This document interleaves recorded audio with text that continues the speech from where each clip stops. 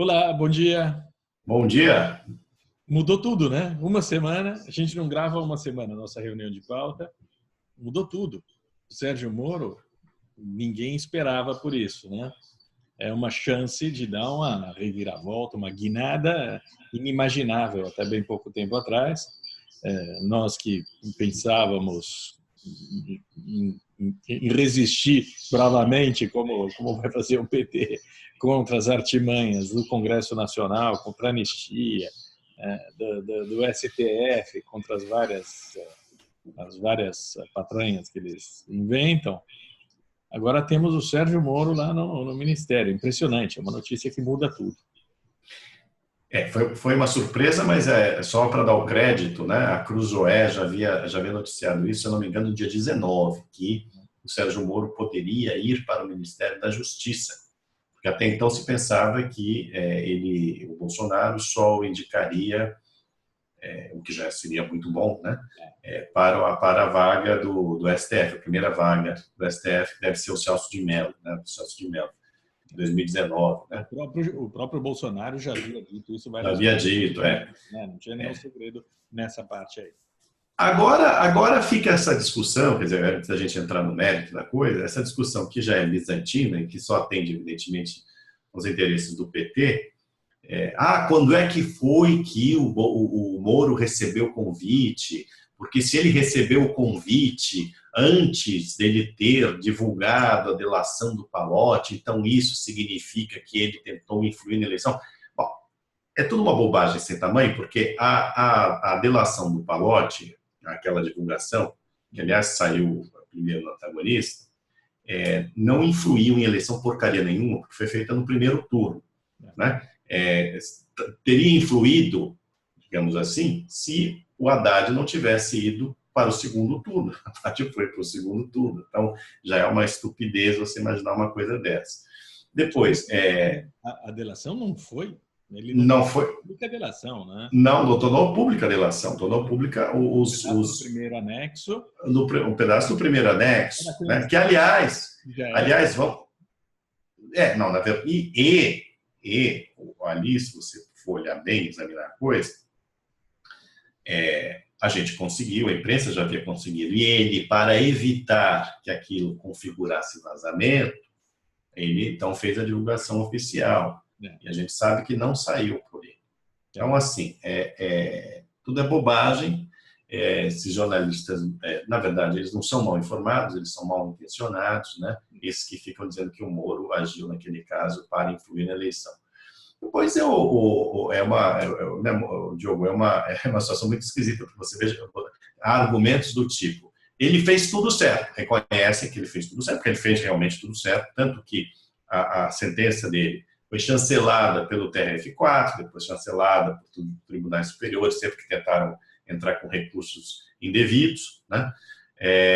Então, porque ele fez tudo certo, ele não pode fazer, ele não poderia ir para o Ministério da Justiça fazendo o que ele julga certo. O que você pensar, não tem lógica. Se ele fez tudo certo, ele fez tudo certo. Não há, a decisão dele é da alçada dele. E agora vamos entrar no mérito. Por que o Moro fez isso? Né? Porque ele percebeu que, como a Lava Jato, como a gente já havia conversado, né, várias vezes, como a Lava Jato vinha sendo torpedeada no STF, e eles preparavam justamente agora, mais uma vez, outra artimanha, que é revogar a prisão de condenados em segunda instância, o que livraria o Lula e uma série de outros da prisão, e diminuiria o cacife da Lava Jato, inclusive, né? O poder da Lava Jato de convencimento. Percebeu, é óbvio que o Moro percebeu, bom, eu preciso reverter isso de alguma maneira, que é um cara que está interessado efetivamente, né, em acabar com essa corrupção endêmica, epidêmica, seja o que for, no Brasil. E como é que se faz isso? Mudando a legislação. Né? Mudando a legislação, aonde que se muda a legislação? No legislativo.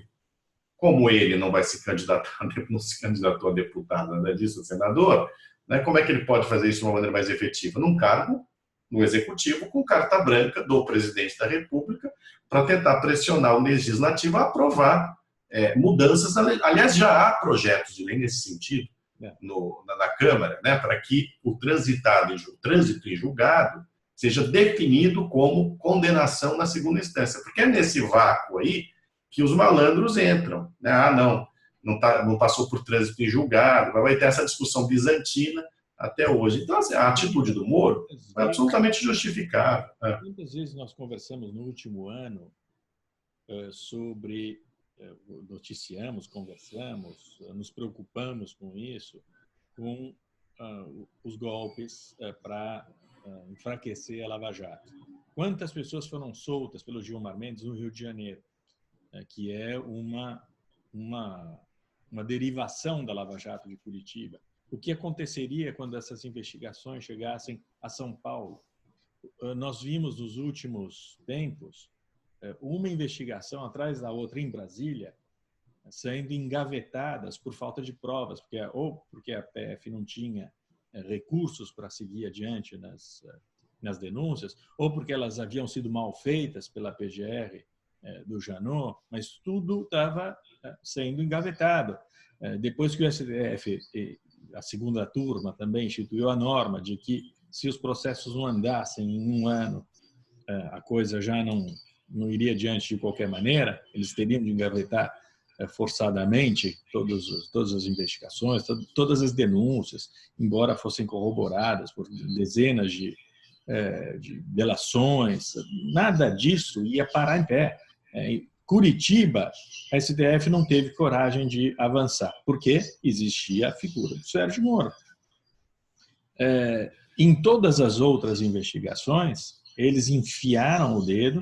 A do Marcelo Bretas, por exemplo, foi decapitada pelo Gilmar Mendes, que soltou dezenas de acusados que foram presos. Eles já haviam impedido prisão preventiva. Pois esse é o outro ponto. Condução coercitiva, já tinha ido no Léo. Eles iam atacar a questão da prisão em segunda instância e iam também decapitar as delações premiadas. Pois é. Severamente. Iam jogar forte na lei de abuso de autoridade para punir os juízes e os procuradores e os policiais federais que investigassem, levassem adiante as denúncias contra a corrupção. Então, havia todo um arcabouço legal sendo criado justamente para esmagar. Na base da jurisprudência, né? Ou seja, o que circula, porque hoje o Globo estampou, STF, aquelas notas, né? Sim. STF vai resistir à mudança de jurisprudência. Não é o caso, como a gente escreveu, de mudança de jurisprudência.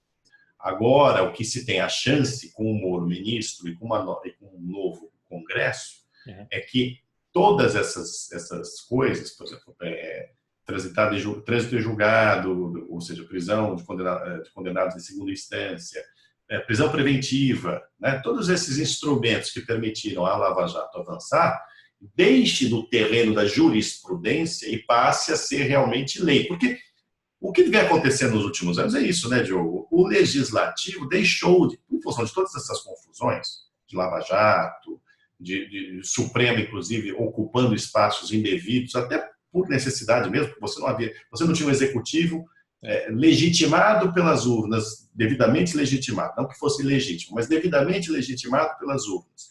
Um legislativo todo complicado, todo com o rabo preso.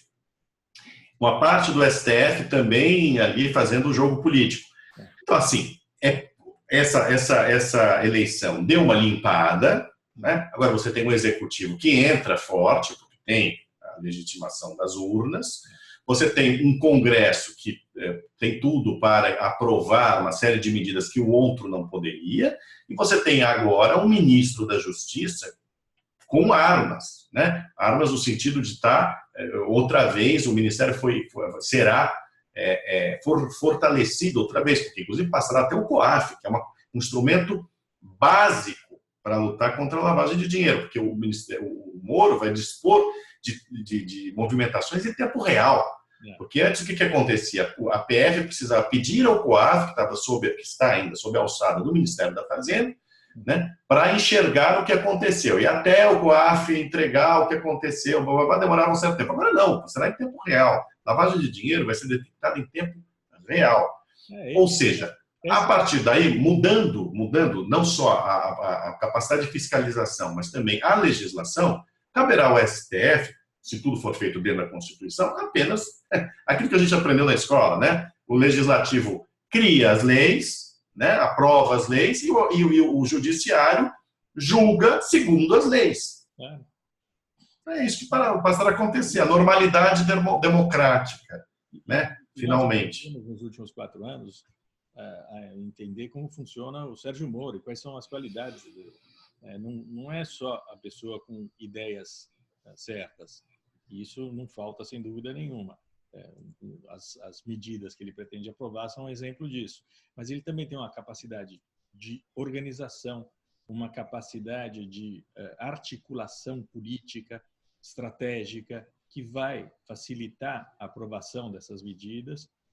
Ele vai levar tudo que ele levou também a vara dele em Curitiba, de automação, de processos mecanizados, de rapidez, de transparência. Tem um monte de outros fatores que faltam à justiça brasileira e que ele vai que o ministério dele, que não é no judiciário, né? Que não é no judiciário, é no executivo, né? Isso é importante dizer. As pessoas ele vai poder difundir determinadas práticas e tornar corriqueiras determinadas práticas por toda a justiça, exigindo dentro do ministério. Não, eu acho que é importante explicar, né, Diogo? Não é dentro da justiça. Ele vai levar para o ministério, para o executivo, o know-how que ele adquiriu no judiciário. É evidente que, como ele será agora parte do executivo, porque o Ministério da Justiça não é judiciário, é executivo. Entendeu? Né? Ele estabelece critérios, normas e, eventualmente, a aprovação de leis, contando também com o Congresso Nacional, que vão criar esse arcabouço de defesa contra a criminalidade. E isso tudo vai ser adotado pelo Judiciário e prática pelo Judiciário. Se ele conseguir mudar aqui algumas... As leis são aprovadas pelo Parlamento. Se ele conseguir mudar algumas coisas ali, aprovar algumas coisas, já será muito importante. É extremamente capaz, né? Não, e ele tem apoio popular, também isso é importante, né? Porque o Bolsonaro tem apoio popular, então é difícil. E óbvio que, como você disse, as intenções dele transformam essa questão em algo muito diferente do que foi no passado. Porque as objeções do PT agora não valeram para o Eugênio Aragão, por exemplo, quando ele foi posto no Ministério da Justiça, saindo diretamente da PGR. O Eugênio Aragão tinha acabado de sair da PGR, ele foi vice do Rodrigo Janot, acompanhou todo o processo da Lava Jato, saiu de lá como subprocurador-geral da República, foi posto no Ministério da Justiça, ele havia sido também vice-procurador-geral eleitoral, e a Dilma tinha uma pendência no TSE que não era pouca coisa, porque a cassação da chapa dela ia ser julgada, e o cara foi direto para o Ministério da Justiça, com esse peso, esse conflito de interesses gritante, gigantesco, que é muito diferente do caso do Moro, porque o Moro quer aplicar a legalidade e estender a legalidade e impedir que a justiça seja massacrada. Não, e não foi o Moro que decidiu, vamos lá, né? Não foi o Moro que decidiu que o Lula não poderia ser candidato. Quem decidiu isso, certo? Foram as instâncias superiores, obedecendo uma lei já existente, que é a lei da ficha limpa. E não há pelo STF. E a sentença do Moro foi confirmada pelo TRF4, voltamos a dizer, e todas as vezes que quiseram fazer recursos escusos aos tribunais superiores, escusos ou não, os tribunais superiores refutaram, porque reconheceram que a sentença do Moro é uma sentença técnica e impecável. Então, assim, tudo isso é gritaria, tudo isso é uma bobagem. Olha, eles não têm o PT querer dar chance... Não, o PT querer dar... Na justiça, eles não têm a menor chance. Eles só tinham uma chance, que era eleger o Haddad e conseguir um indulto. Claro. A única chance que eles tinham para tirar o Lula da cadeia imediatamente.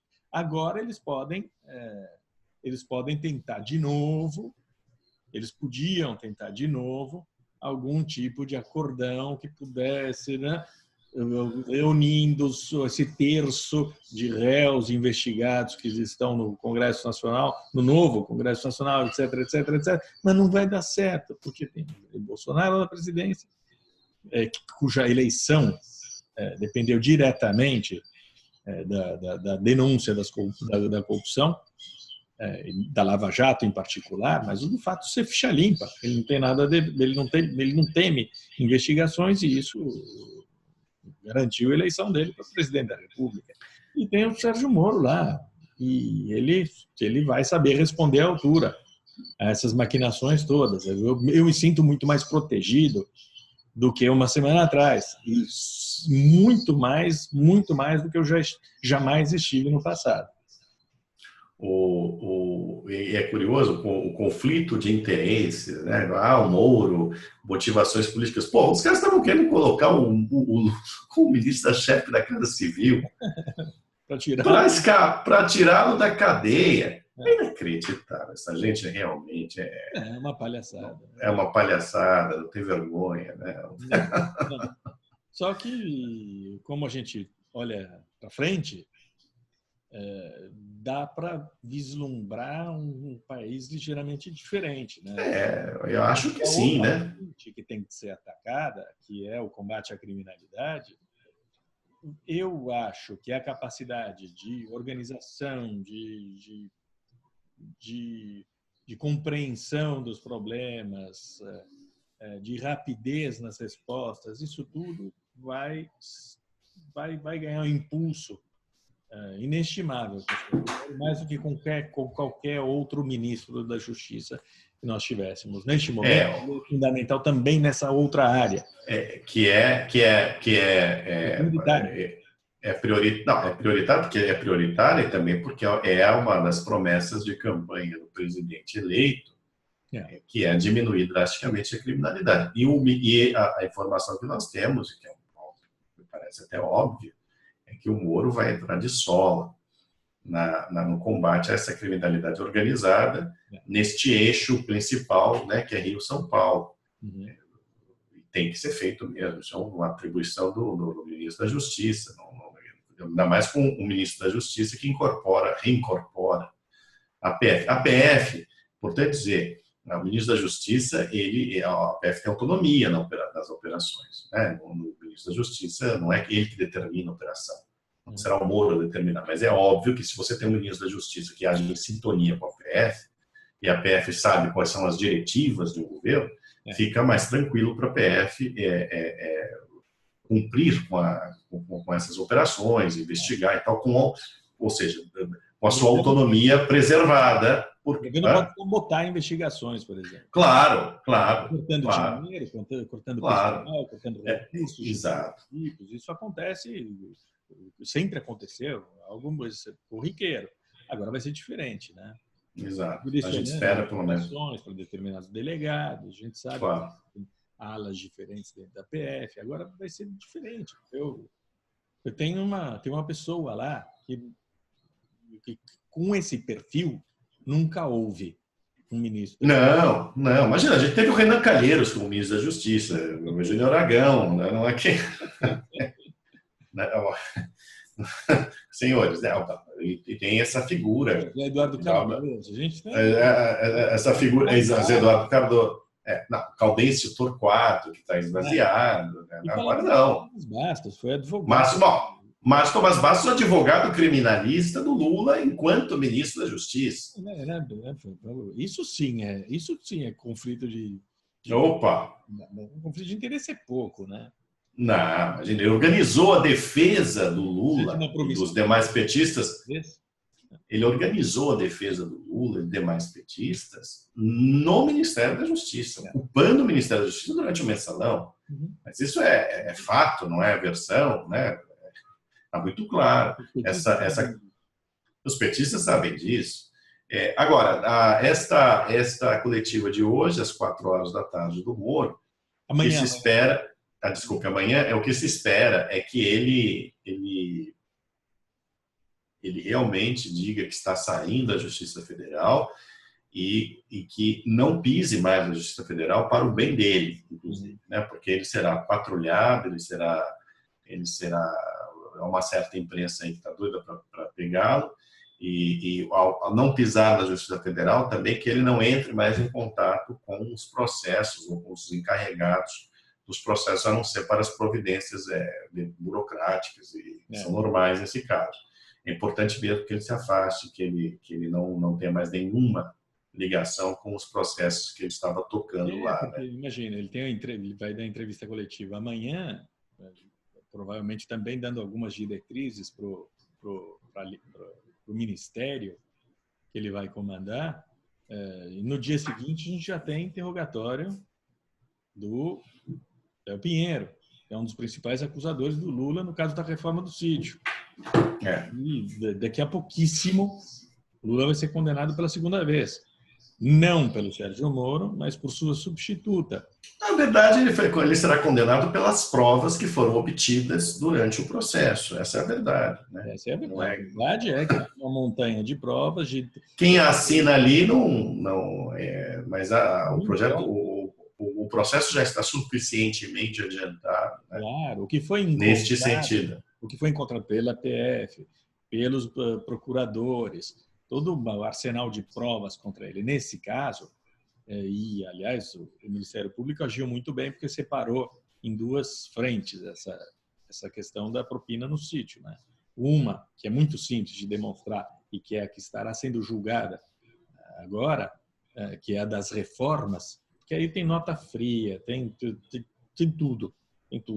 E a outra, que é mais complicada, que é a da propriedade. A compra dos dois sítios por meio de Laranjas, o Suassuna e o Bittar. Essa parte ficou para um outro processo. Vai ser julgado mais adiante.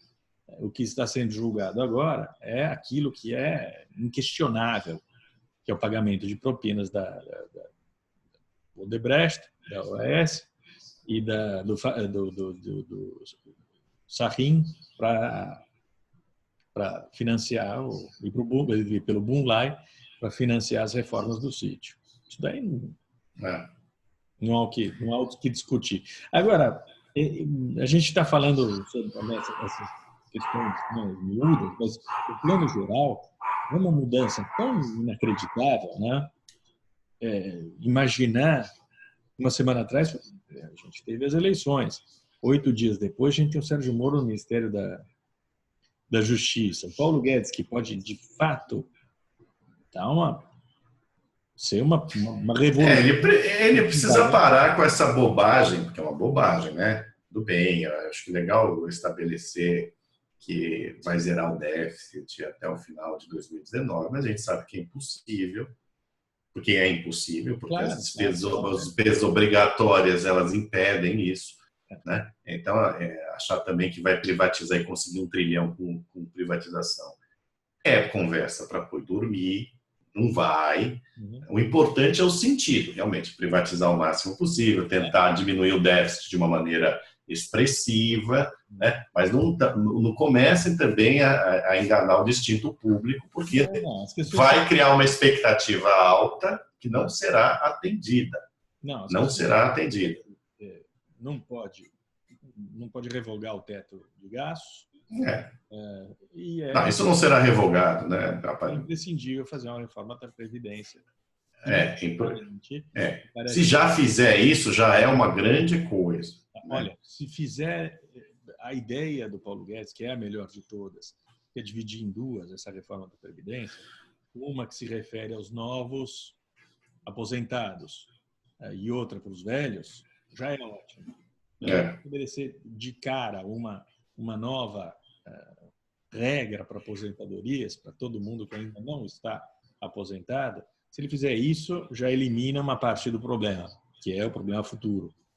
E depois a gente tem que se concentrar nesse outro problema, que é o vermelho do passado. Isso daí vai ter que ser controlado também, porque é uma despesa impagável. Mas já o fato de dividir e abrir duas frentes me parece inteligente. Não querer resolver tudo imediatamente, não vai conseguir. Acho que isso pode acelerar o processo, inclusive. E aprovando se der. Em vez de aprovar um pacote, aprova 10. O Sérgio Moro ensinou a se fazer isso daí também nas investigações, nas condenações, nas denúncias que ele fez em Curitiba, os julgamentos dele foram todos picotados, porque ele pegava um caso, demonstrava esse caso, ia até de fim e condenava. Tá certo.